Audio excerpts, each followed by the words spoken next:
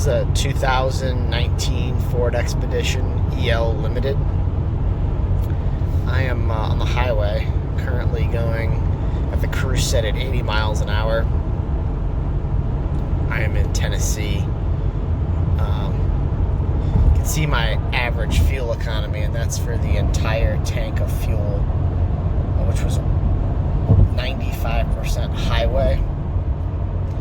You can see I'm going downhill right now, which is why the fuel economy is so good. But what I've noticed most about this truck, driving it on the highway, is that as long as the turbo is not, as long as you're not going up a grade where you're getting into the turbo, then you can see in the upper right on the dash, the turbo, it seems to get very good gas mileage, especially because of the fact that it has a 10-speed automatic. For the most part, it holds it in 10th gear. I mean, when you're going 80, you can see my RPM's like 1900. And it's pretty much been holding 10th gear. I notice, like, right now I'm about to pull up on a hill a little bit. So as we're pulling the hill, it's holding it in 10th gear. The RPM staying where it's going to stay, but you can hear and see you can hear the turbo start to spool, but you can also see the boost increase a little bit. But I'm actually coming up on a car, so unfortunately I got to slow down. I couldn't hold the cruise control. But the acceleration and the low end torque of the twin turbo 3.5 Ecoboost is truly insane. This is a large truck, probably about, I'm guessing, I haven't even looked at the specs. I think it's got to be somewhere around 5,000 pounds, probably more. But the shifts are amazing. They're really smooth. I'm actually driving this for work because I'm traveling right now, so this is a rental. My first time in it. But, I mean, it has an incredible amount of features. It's fully loaded. The back is tremendously large, but what I really can't get over, sorry, I'm just filming the dash of my phone. What I really just can't get over is the fuel economy and how well it holds speed. I mean, to get 22 miles per gallon on the highway, going average 75 to 80, mostly 80.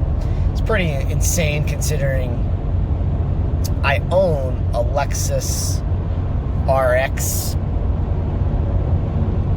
350. I just switched views for a second. And that gets, on the highway, I'm lucky, between 20 and 22. And that's a 3.5 liter V6. Obviously, it's not a twin turbo, but it does have an all-wheel drive system that it's typically in front wheel, and then obviously the backs will kick in if it starts slipping. But considering what this truck's capable of, I mean, it seats 8 people. It can tow. I'm totally going off of what I remember seeing online. I could be wrong. I think it's somewhere between like 8,000 and 9,000 pounds. But the twin turbo V6, this has, I know reliability and longevity is a huge issue because it's a fairly complicated motor compared to like GM's 5.3 or 6.2 that you can get in their vehicles. But I mean, I've been at lights with this and punched it, and I've never been thrown back into my seat in a full-size SUV before. I mean, that's kind of a weird, like, it's almost like you're defying physics. It just is weird to be in that big of an SUV and you punch it, and the turbos hit so hard that my head hit the back of the seat. I actually let off the gas. I was surprised just how much power it had. And it's amazing. Like right now, I'm going back up a hill, so I'm in 10th gear. So I have the cruise off. I'm gonna hit the gas a little bit, and you'll notice it will hold 10th gear but my speed's increasing, and the turbo PI, the boost is picking up a little bit, and this thing is holding in 10th gear. It is just still, I mean, I'm barely into it, just giving it I'm goosing it just enough to pick up speed up a hill, and it's holding the gear. It's not even downshifting. Now, if I were to punch it, it'll probably drop to like 8th or 7th, and we'll see the boost pick up, but because I'm going practically 75 miles an hour and I have cars right in front of me, I really can't do that at the moment.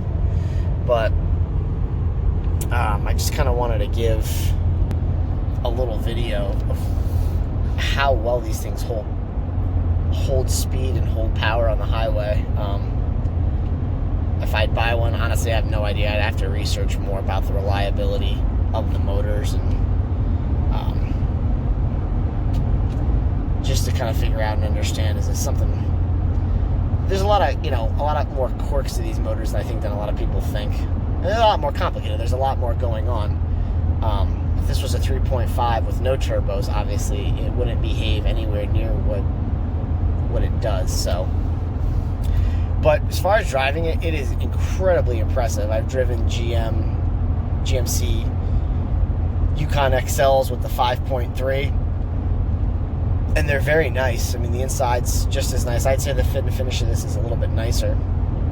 But the 5.3 in that, it drives nice. It has a decent amount of pickup, but it is nowhere near the amount of pickup that this truck has. I mean, it's insane. So I have a little bit of room ahead of me. I'll actually switch my camera back.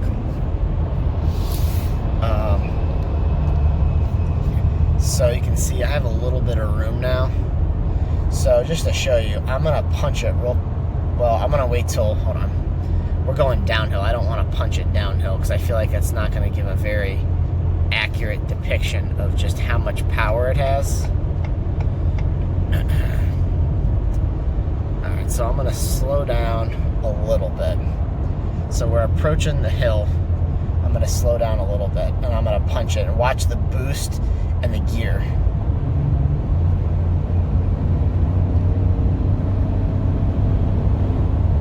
So, yeah, we just got to, I think, like 90 miles an hour in a heartbeat. You saw the boost. You saw what gear it dropped down to. I mean, the power is insane. And I had that only about halfway down. So, it's incredible what this thing will put down. I wouldn't be surprised if you're even towing 6,000 pounds, this thing's still not having a whole lot of issues pulling a small grade of like 4 or 5%. So, just my thoughts. Hope you enjoyed it. Not meant to be anything serious or any serious review. I just thought while I was driving it out, kind of talk about it a little bit because it's my first experience in a Ford Expedition EL Limited. Thanks.